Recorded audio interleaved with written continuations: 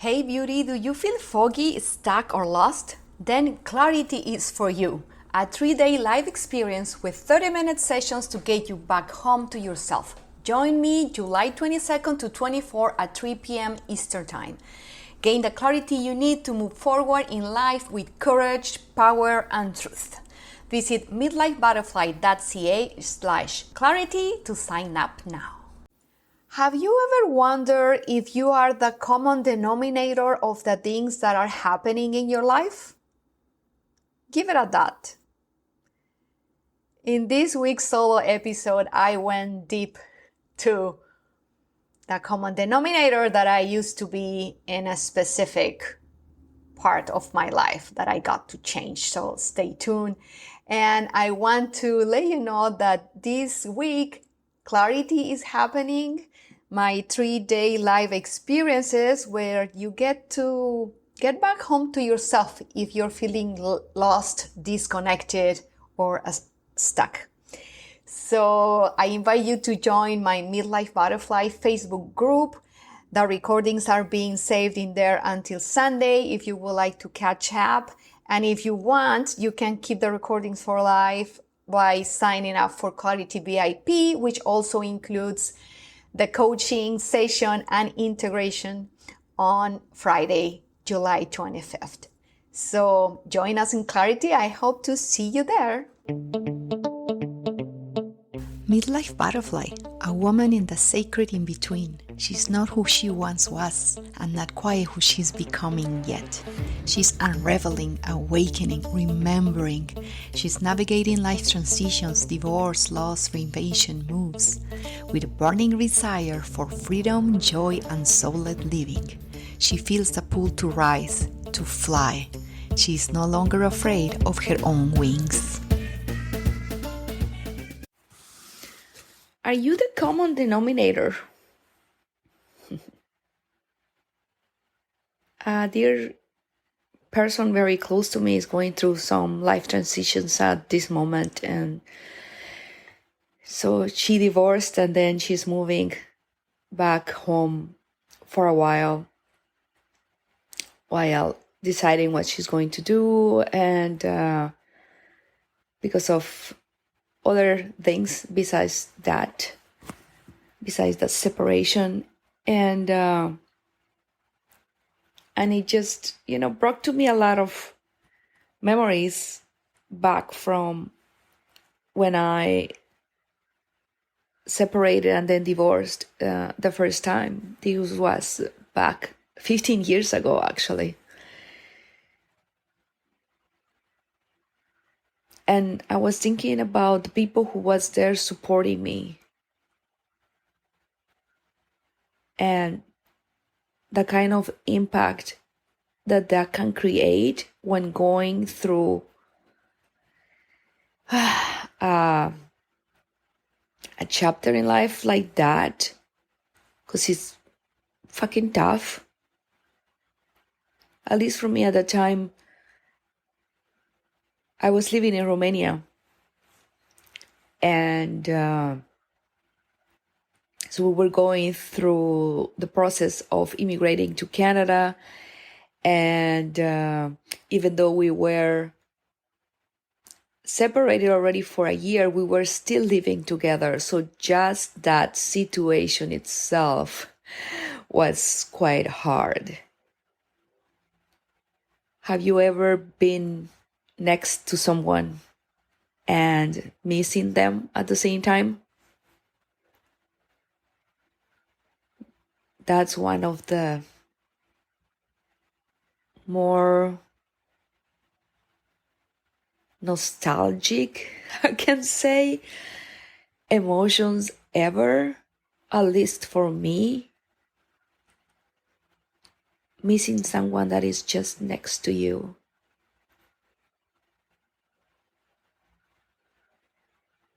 So when I left Romania with a friend of mine, we decided to go to London. We were there for 4 days or something. This guy was my colleague And it was just so much fun, and it was so healing for me. Because we took the bus to go to Bucharest to then fly to London, and just by getting in that bus with a couple of pieces of luggage, that was all I had with me. I remember sobbing for quite some time. It was so sad. It was so fucking sad and hard. And it was my first marriage, and at that time, I mean, for some people still is, but at that time I had that idea, of the happily ever after. And I realized that at least with one partner or with one person, for me, that was not the truth. It could be for you, but it was not for me. And a lot of things shattered just by realizing that. And at the time,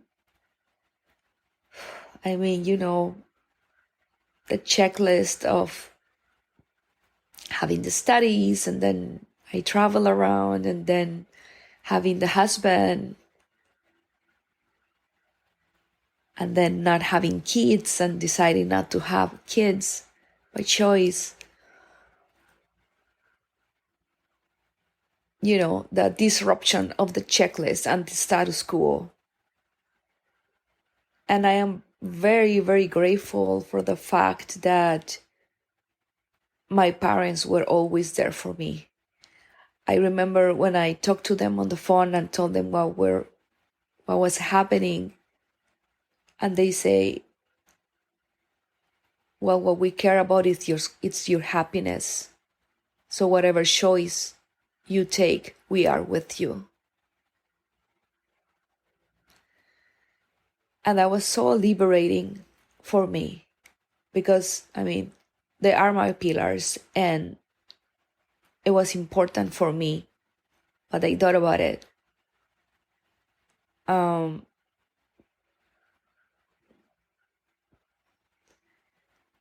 So coming back to so that trip to London, I remember with my friend, I guess we were very lucky because only one day it rained, and most of the days they were sunny. And then we were just walking and walking and walking through the streets of London. It was so fun. I remember at one point we were hungry, and I got to this little dépanneur, this little shop, and the owners were from India, and it smelled so good when we got into there.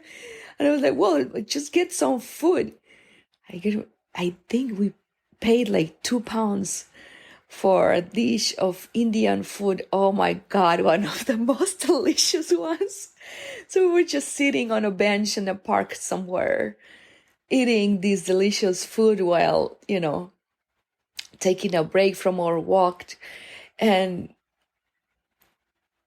so beautiful, those memories. And I was just reading in my journal about that, and then just thinking that how healing could be just someone walking next to you. Sometimes we didn't have to talk, or probably most of the time we didn't talk. And just by walking and processing and thinking, the healing process of that, it was so beneficial for me. And it was great, because at the time I was flying back to Mexico to visit my parents for a couple of months before moving in and migrating to Canada. So those 4 days in there with my friend made a huge difference, because when I got home to my parents and my family, I didn't feel that broken. At least I didn't allow them to see me that sad.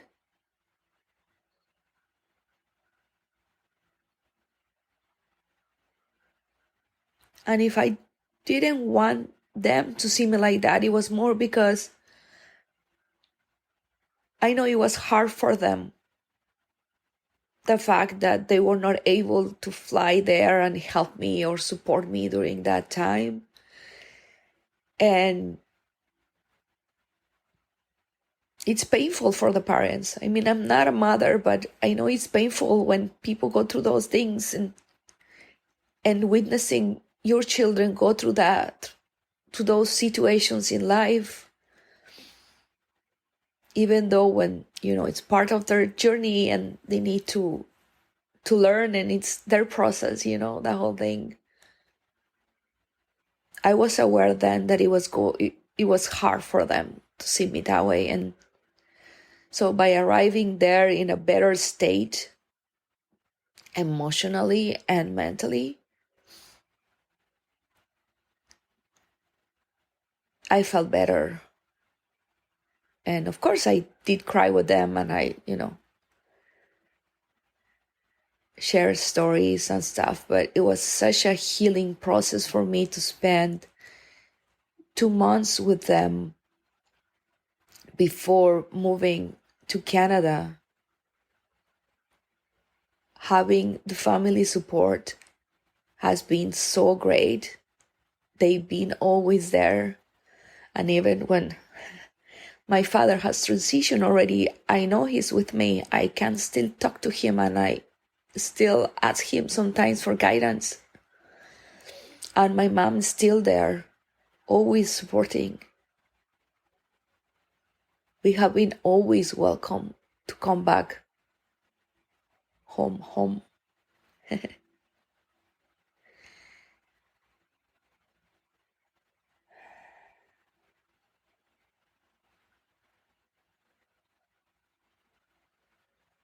And then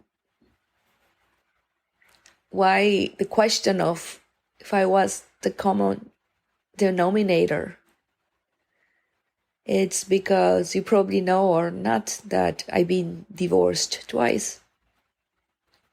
My second relationship was with a person that I met here in Montreal, and we were together for almost 10 years.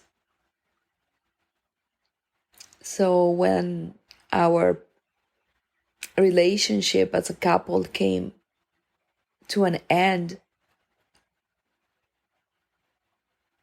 it's when I started questioning, like, okay, this is the second time that this happens to me, or for me, better said now. And, well, the common denominator, it's me. So what is it in there that I get to fix, between quotes, that I, what are the things in there that I am doing, that I am thinking, which are my patterns, that are actually not helping me to have better relationships. And it's when I went deep into my healing process, because I wanted the answers to all those questions.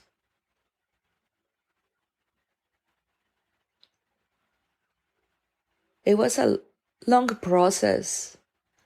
I journaled a lot, I meditated a lot, and did yoga, and fucking cried a lot.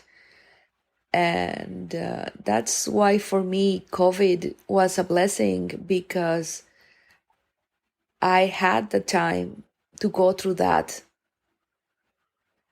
painful process. Since we were at home, I didn't have much work to do. So I was able to take that time to take care of myself.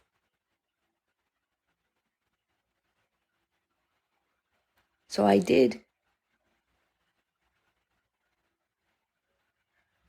And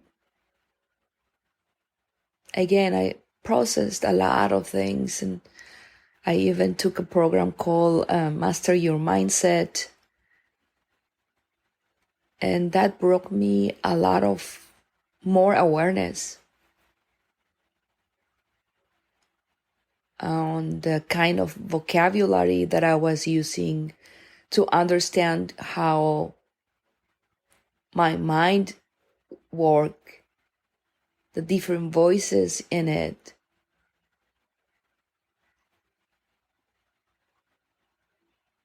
And I do believe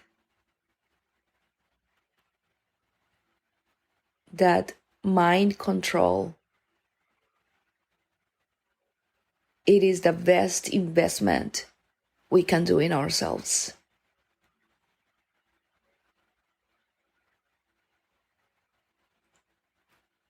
Because what we experience in life, it's based in our minds.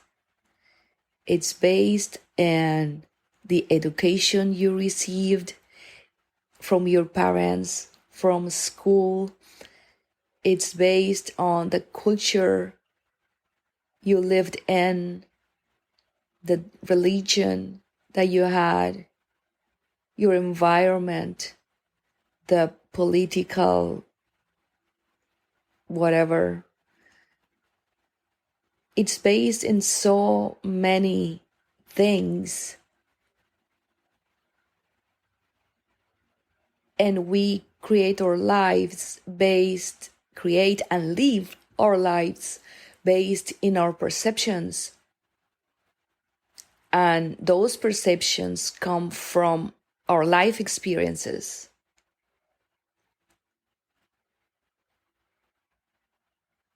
So they are so fucking limited if you think about it. And when we get so stubborn on wanting things to be a certain way or people to behave a certain way, we trying to control something that we can't. That's how we create a lot of suffering. And that's how we feel miserable or live miserable, by putting, expectations on things that you cannot control.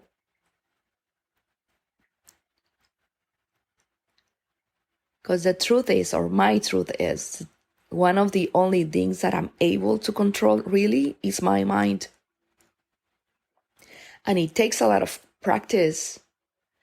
I mean, I can say it now in my late 40s, but when you have to change beliefs and programs and patterns that you have had for decades,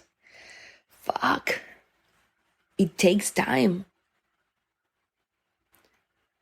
And a lot of compassion and kindness and practice and practice and practice. That's really what it is. Because you need to deprogram. You need to unlearn so many fucking things to then learn new things that are better for you now, that serve you now. And I'm saying now because as you keep evolving and growing through your life, it's going to continue to shift. I mean, our physiology change. Our body has other needs. And then our mind also, how it evolves as we keep growing and having different relationships, and then, also learning new things in life, but also if you like investing in programs and mentorship or listening to podcasts and then integrating them into your life as I do, you keep shifting and shifting, right? So that's why, for me, investing in my mindset has been a life changer.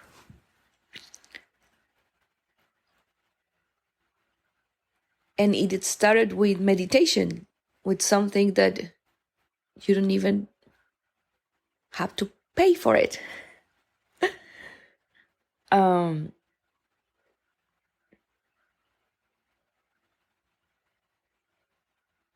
Yeah, meditation was a life changing for me, because it was the threshold. Yeah, it was really the door for me to start getting more awareness of what was in there. If we don't take the time for stillness to observe what is going on in the mind, then we cannot know. That's how I and you and many people are living in autopilot, because they don't even know what's going on in their mind, which are the thoughts, the beliefs, the patterns, the programs that are in there. And then we're thinking that life is happening to you, not for you, because some of the programming, it's being a victim. Because it's easier being a victim than taking responsibility. What they don't know, and you might not know, is that when you actually take responsibility, you take your power back. You do. And it's so fucking great. It is so great, because then you realize, oh shit, yes, I am the creator of my own reality. So, what do I choose now? To create a better reality. What thoughts do I have to shift? What kind of vocabulary I need to implement? What kind of programs you need to unlearn? What kind of new programs you want to install in your brain that serve you better now? And when I'm saying this, I'm smiling, because it's such a cool experience. Once you are there and start like really, what I'm imagining now is like, have you ever played Tetris? You probably do. I mean, if you're in midlife, right? So it's observing when the pieces are falling, meaning being aware of your thoughts when they are coming to mind. So when you get to observe them,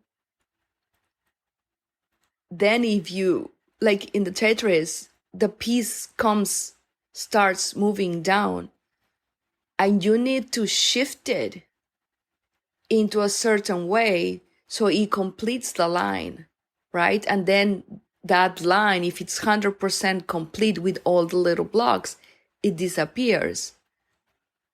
And then you're going to have more space for the pieces that are falling, right? To then create as more full lines as possible.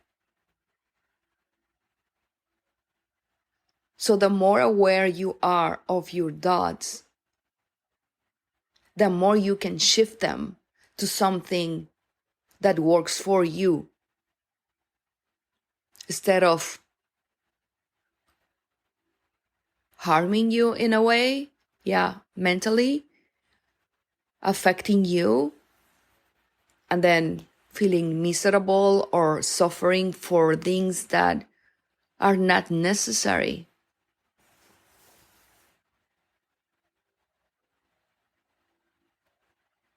I really love that Tetris analogy.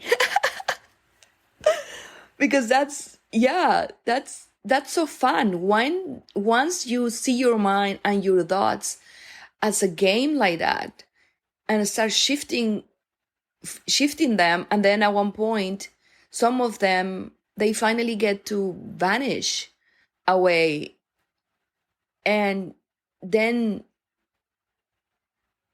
you start bringing thoughts that are more helpful for you. And one of the things that I did after I separated the second time was I decided to become my best friend. And I actually have a program about that if you want to check it out in midlifebutterfly.ca. Because one of the voices in your mind is the critic, that inner critic.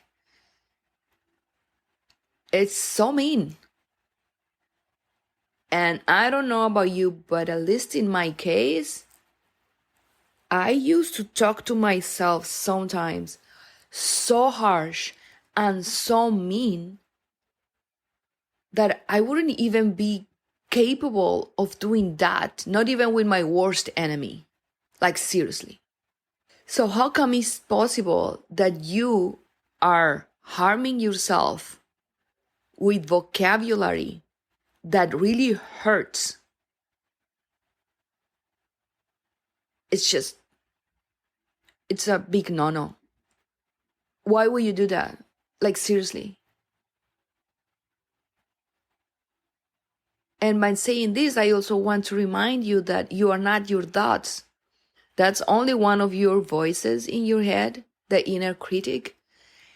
And the thing is, if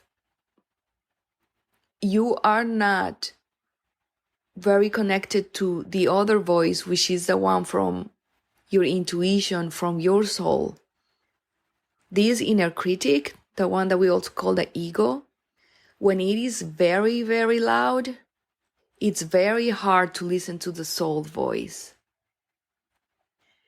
And then we believe what this inner critic is telling us. The thing is, like in the Tetris, in this game, you are the observer, right? You are the one playing with the pieces and shifting them. It is exactly the same with your thoughts. You are just the observer. You are not them. Right? Just take a moment to pause.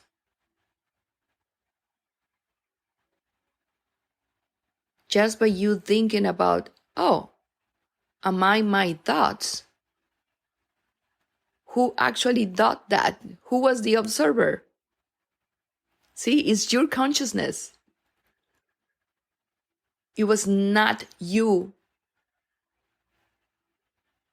You are just the consciousness behind observing your thoughts. So once you get to understand this, the more selective you can actually be with your thoughts. And coming back to meditation, that's why for me, meditation was a game changer, was because by doing passive meditation, so meaning sitting and observing my thoughts, that's how I started then doing my Tetris game. And at the beginning, it's hard. And I remember my mentor used to say, because she said at the beginning is like the cleaning phase. Did you know that you process around 60,000 thoughts per day? That's freaking insane. I was making a math once and said if we sleep 8 hours a day, if the rest of the time we are awake, it was having around one thought every second. Isn't it crazy? I mean, no wonder why we feel so insane and so crazy many times and overwhelmed and stressed. And it's because then we don't know what's happening in there. We don't know, but we feel the stress. We feel the overwhelm. Do you? I can imagine you just nodding. So when you take the time to meditate and stay in stillness and observe your thoughts and just seeing them passing as clouds, I love this metaphor of you being the sky and your thoughts being the clouds. So just see them passing by. And that cleaning process, it's hard. And that's why a lot of people quit meditating, or they say they cannot meditate within quotes. But what happened is when you finally start noticing your thoughts and the fact that most of them are negative, the fact of most of them are repetitive, and the fact that a lot of them are thoughts that we were taught that they were not good, it's when we cripple and when we want to quit, because you will start seeing your shadow in there. The things that they tell you to hide, either if it's, your emotions, or if you went to a hard situation and they told you, no, you need to shush, or when they told you that you were not enough, or that you were unlovable, or that showing your emotions is bad, or any other thing or perception of a person that you got, because according to, again, the collective, either religion, culture, society, etc., it's not good, between quotes, then you hide so many things in you, and that's what it's called the shadow. What you might not know is that when you get to observe that shadow and accept it and love it and welcoming it as a part of you, that's the key to start feeling whole again. And notice that I say feeling, because you are whole already. You are whole. It's just the fact that we were taught to avoid, to ignore, to oppress so many parts, because they don't supposed to be welcome, when the reality is that they are part of you.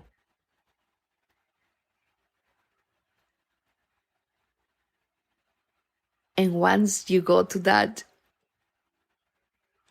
cleaning process of the meditation phase, and welcoming these parts of you, that's how you can shift your life immensely.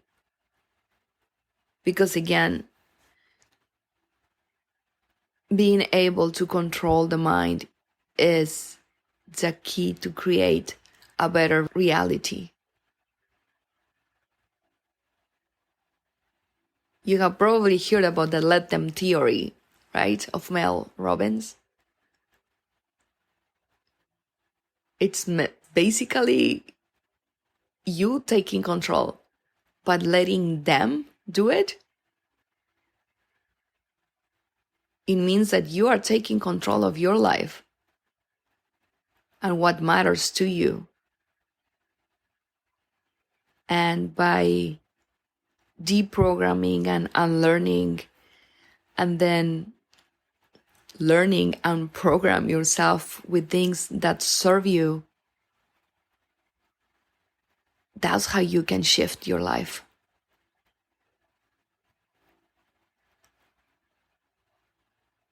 I've done it, and I've seen many people doing it, and I'm sure you can do it as well. And I do think that having coaches and mentors to help you do that, it's key. We need support of people who have already done it to be able to do it in an easier way. Otherwise, it can take you lifetimes, not only this one. I mean, the mind keeps so many things. And can you believe it that we only use not even 10% of it? Oh my God. Anyway, that's another story, but yeah. So what is happening in your life that you are the common denominator of seeing certain results in it? So for me was, I've been divorced twice, and I am the common denominator of this situation. If I didn't take the time to heal, to see what was on my mind, what was happening in there, what kind of limiting beliefs I needed to reprogram, what kind of programs and patterns I was having by behaving in my relationships like that it was harming the relationship itself. What kind of behaviors I was doing as an individual that I was then judging the other person because according to my perception, whatever they were doing, it was wrong, it was bad, or manipulative. Yeah, I said it right. Because at that time with those two relationships, well, with the second one at the end, I mean, I shifted. I shifted a lot in the process of that relationship of almost 10 years. But I mean, most of the time I was a victim. And one of the roles as a victim is that we like to manipulate. Right? Because, oh, poor me, you are making me feel this. You are causing me to behave like certain way. You. And hell no, it's me. Everything starts because of then me, or in this case, you, dear listener. Because the truth is, everything is about the self. The other person, the other relationship, the circumstance that is happening is just the way I see it, the way I perceive it, is just a reflection of who I am. So who are you? Who are you? What's in your mind? Which are your labels? Which are the hats that you are wearing? Which are the thoughts that you are having? Which are your beliefs that make you move or not forward? Which are the patterns that you are repeating that it might not serving you anymore? Question it all. Again, it's coming back to the self. Because whatever is happening in your life, you are the common denominator of it. You are the one creating it.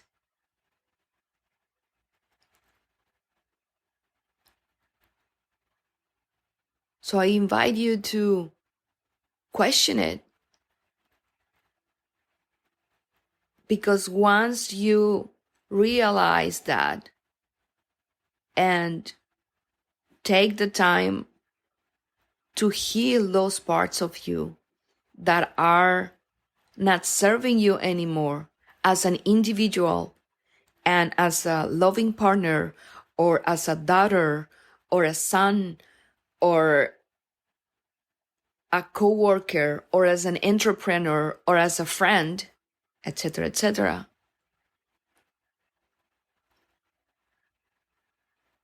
Again, you are the creator. It's your responsibility. Don't give it to others.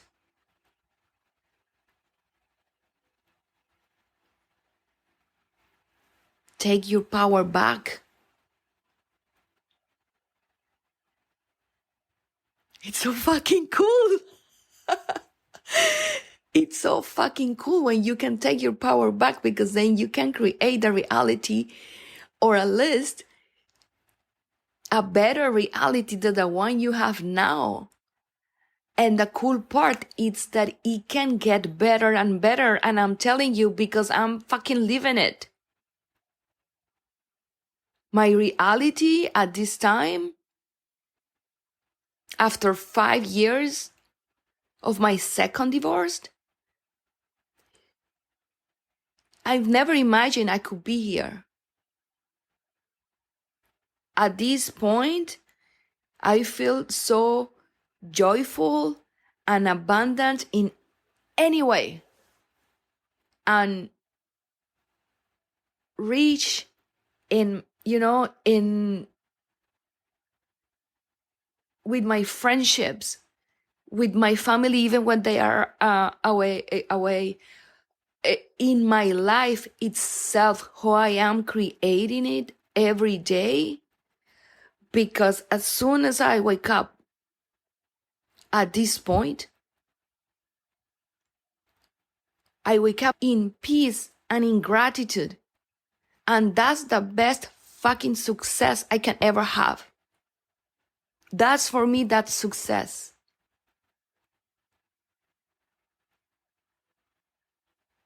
Of course, sometimes the peace is there that,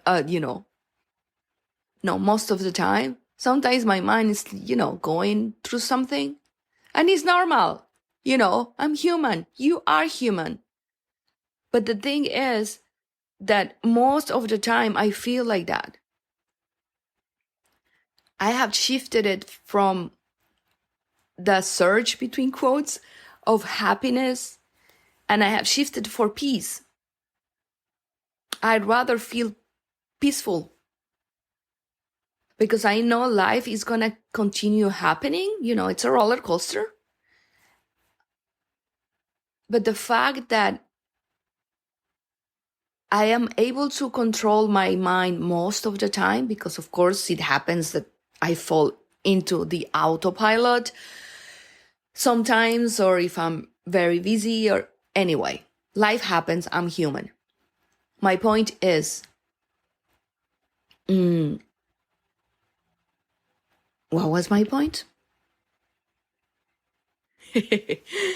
Okay, my point is, the more I'm able to control my mind, the better life I am creating. Moment to moment, day by day.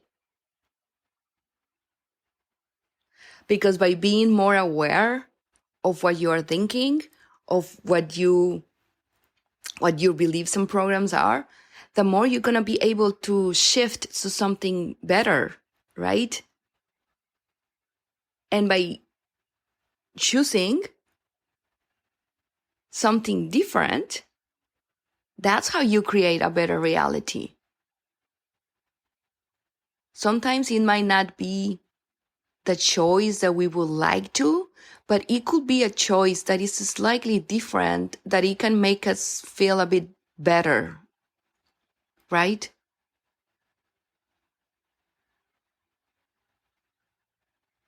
So yeah, that's what I have for you today. Question yourself if you are the common denominator of something, and what is it that you have to shift, to change, to let go of, for you to live a better life, for you to improve the relationships with your partner, with your siblings, with your kids. Because the thing is, it can shift it all. Controlling your life, it's your mind, it's controlling your life. Yeah, that's what it is. And I'm not saying not to go with the flow. No, on the contrary, it's about, if before I used to be a control freak, and now I love being more into flow and ease, it's about then allowing my mind to say, no, it's okay. Let's let it flow. I accept it. I allow it, instead of trying to control it. So, yeah, give it a shot. Give it a shot if you want to create a better life for you, for your dear ones. And know that I am open for one-on-one coaching, where we can work in all this to find the common denominator, things that are within you that are worth shifting for you to create your best life, your dream life, because it's possible. It is. I am doing it, and I am helping people doing it as well. So I know you can do it too. If this resonates with you, if you would like to work with me, book a call. I'll be more than happy to, have a chat with you. And and if we are a good match, it would be great to guide you in your journey, because this life is so worth living the way you want it. And the best thing is that the way you want it, it keeps expanding the more you free your mind of so many limiting stuff that doesn't allow you to see further. And even then, our mind is still limited. When you go beyond the trust and the surrendering to life itself,